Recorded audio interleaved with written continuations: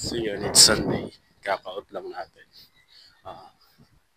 Work from home tayo ng BPO. Sa mga interesado dyan sa BPO, makapasok ng BPO, nagbabalak pumasok sa BPO, nag-check ng work from home opportunity. Comment ka lang sa baba or message mo ako directly para matulungan kita.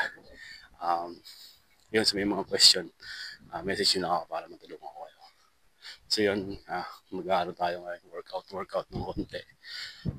Nag-out tayo ng 5 AM, in tayo ng 8:30. So, may chance tayo makapag-workout today. Let's go!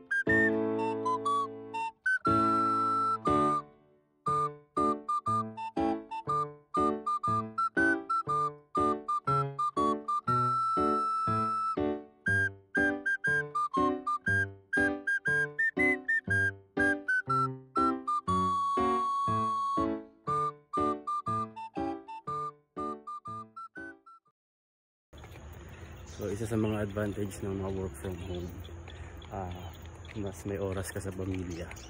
So yun, after kung mag-out kaninang 5:30, 5, nakapag-workout tayo, nakapag-basketball tayo, atakbo ng konti. Tapos ito naman, nag-request, so sinama natin. Labas tayo. So maglalakad-lakad tayo dito. So yan, lalakad-lakad tayo dito. Kasi baka natin lote pa dito sa subdivision. Hindi pa siya sinisimula na siya actually, pero hindi pa siya fully nag-construct. So yun, nagagamit pa natin. Let's go. So yun, lakad-lakad tayo ng kahit mga at least 1 kilometer or 2 kilometer walk. So malaking bagay na yan. So yun yung isa sa advantage, ano. Also kapag naka-on-site ka naman o nasa office ka nagtatrabaho, at nakakapag-aad ka pa rin, lalo na kung nasa Manila ka, kasi alam mo yun, parte na ng buhay yun para makapag-aad ka. Kasi nagtrabaho yun tayo sa Manila dati. So tumira tayo sa Pasay, tumira tayo sa Taguig, sa Alabang. So parte na yung paglalakad. Pero ito nga, kapag naka-work from home ka, kapag may mga ganito, lalo na kung nasa subdivision ko o may malapit na pwedeng paglakadan, so nakakapaglakad-lakad. Yun yung isa sa mga benefits. And yun nga, pinaka-importante palagi yung meron kang time sa pamilya.